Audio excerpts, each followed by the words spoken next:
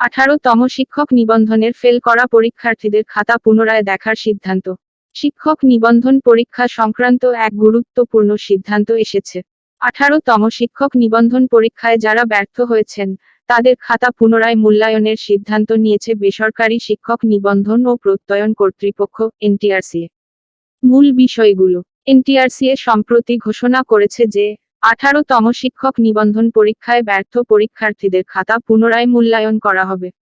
অনেক পরীক্ষার্থী তাদের ফলাফল নিয়ে সন্দেহ প্রকাশ করেছিলেন এবং সামাজিক যোগাযোগ মাধ্যমে বিষয়টি ব্যাপক আলোচনার জন্ম দেয়।